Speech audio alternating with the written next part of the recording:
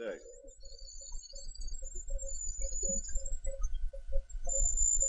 Some of the information is based upon research derived from the information that I saw. For instance, in the documents that I saw, it was stated that President Eisenhower had commissioned a group called the Jason Scholars, which was stated to have been a secret society of scholars, to research the deception, lies, facts, truth, and get at the root and the real truth of the alien question. It also stated that there was a group of 12 men formed by NSC Memo 5410, and that the study group was formed by NSC Memo 5411, and that there was another NSC memo issued to cover the actions of these men and explain the reasons why such prominent men were meeting on a regular basis, and that NSC memo was 5412/1 and 5412/2. 5412/1 was implemented in March of 1955, 5412/2 in November of 1955. Anyone who knows how correspondence, executive orders, and executive memos are written knows that you do not write a memo 5412 in March and then in November tack a second part onto it. The memo was originally really written in 1954. I'm going to go through the whole history. I'm going to have to leave a few things out simply because it's going to be impossible to cover everything in the hour and a half that I have. Before I begin, I would like to read two quotes to you. The first is attributed to Mr. Alistair Cook, who said, quote, "I'll be astounded if this planet is still going 50 years from now. I don't think we will reach 2000. It would be miraculous," unquote. Winston Churchill said, and I quote, "We seem to be moving, drifting, steadily against our will, against the will of every race and every people and every class, towards some hideous catastrophe. Everyone wishes to stop it, but they do not know how." What do you think he was referring to? Ronald Reagan stated on October 18, 1983, in a meeting with Thomas Dine, who is the executive director of the American Israel Public Affairs Committee.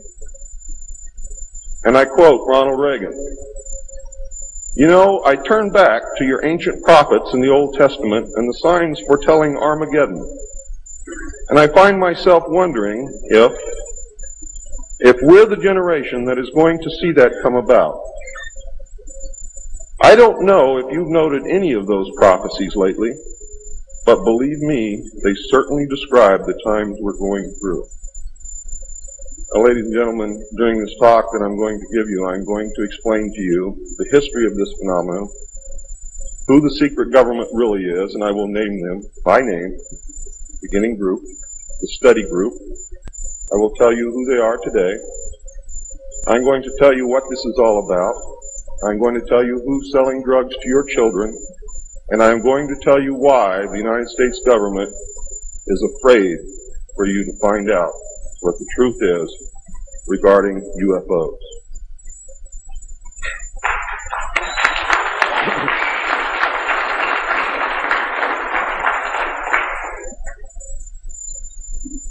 I'm going to skip over the early saucer recoveries, but there are many more than what you would expect. The early saucers, is this any better? There were many more saucer crashes and downed craft than what you have realized. There were many more alien bodies recovered, and there were more live aliens recovered than what you are aware of. But that's not important. The important thing is that they occurred, not how many and not where. The important thing is that they occurred. And those of you who want to argue over how many and where and how many bodies are wasting the time of everyone else, because that's not important. What's important is that they occurred. And there are two crashes that are so important that the government will go to any lengths to prevent you from finding out. And those are two crashes which occurred near the city of Aztec, New Mexico. Why? Because both of those crashed craft contained human body parts. And they are deathly afraid of a national panic.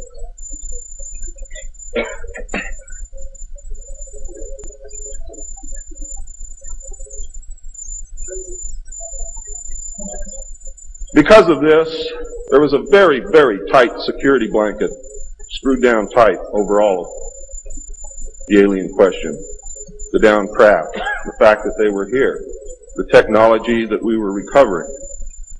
Some craft, strangely enough, were not damaged at all.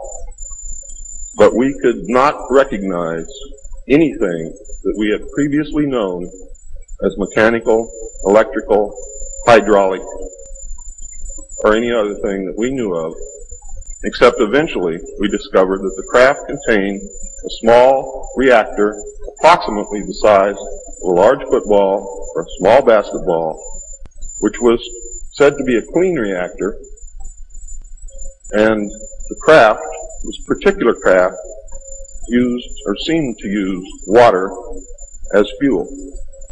Now, how that all works, I don't know. I am not a nuclear physicist. Thank God.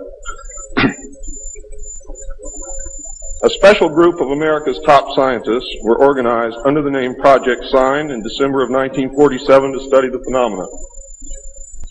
There was no such thing at that time as MJ-12. The whole nasty business was contained within the shroud of secrecy. Project Sign evolved into Project Grudge in December of 1948. A very low-level collection and disinformation project named Blue Book was formed under Grudge. 16 volumes were to come out of Grudge, including the controversial Grudge 13, which I and Bill English saw, read, and revealed to the public.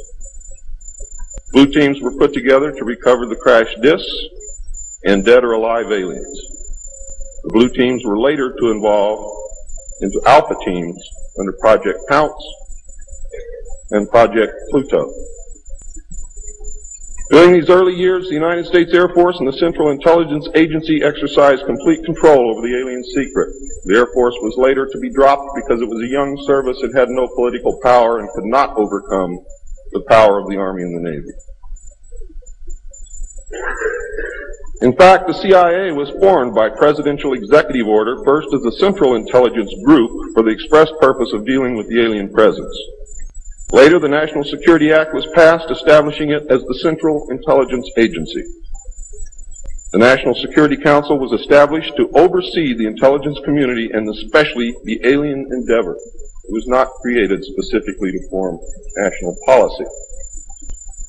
In fact, you can say the National Security Council was the forerunner of MJ-12, and there was another group between MJ-12 and the National Security Council, which is to come later. A series of National Security Council memos and executive orders removed the CIA from the sole task of gathering foreign intelligence and slowly but thoroughly legalized direct action in the form of covert activities at home and abroad. On December 9, 1947, Truman approved issuance of NSC-4, entitled Coordination of Foreign Intelligence Information Measures, at the urging of Secretaries Marshall, Forrestal, Patterson, and the Director of the State Department's Policy Planning Staff, Kennan, who, by the way, were all members of the Council on Foreign Relations.